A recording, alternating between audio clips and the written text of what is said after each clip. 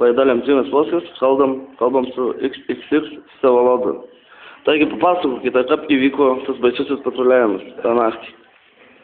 Tą naktį 2009 metų vasario 28 dieną maždaug 9 valandą vakaro mes išvažiavome patruliuoti į Bravo teritoriją.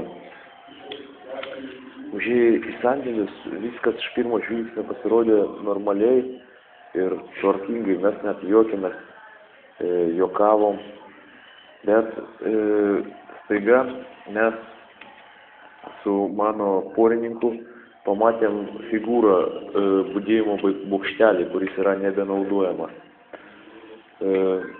Mes nesupratome, ką tai galėtų reikšti ir kas ten. Iš pirmo mes pagalvojame, kad tai yra žmogus, įsibrovėlis, bet staiga šitas žmogus pradingo.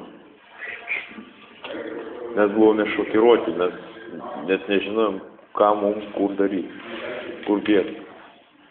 Bet yra dar vienas reikalas, kad trečias patrulio narys, jis išėjo vienas prie sandėlių tikrinti įspaudus ir spinų būklės. Ir toks reikalas, kad kai mes grįžinėjom, mes pamatėm, su mano porininku, kai mes grįžinėjom, mes pamatėm kažką vaikščiantį prie sandėlių, su prožektorium. Mes jam pamojavom, jis irgi mums pamojavo. Kai mes grįžome prie savo toporininko, susitikome jau prie vartų ir mes pasakėme, mes tave matėm, tu mums majavai tada? Jis sako, vaikinai, tai kad aš užėjęs už kampo, užsirūkiau cigaretį ir grįžau.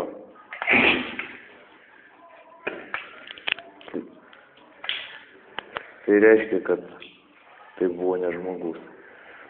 Mes tiesiog žinome, kad šimtame poste prieš 4 metus tas, kur buvo šaukimas, nusišovė vaikinas. O dar prieš 7 metus ten nusišovė dar vienas vaikinas. Bokštelė ir prie sandėlių. Ir mes dabar manome, kad tų nusišovusių vaikinų sielos braidžioja ten ir bando atkeršyti savo naujiems kolegams. Mums labai baisu ir aš, pavyzdžiui, noriu dabar namo pas mamą.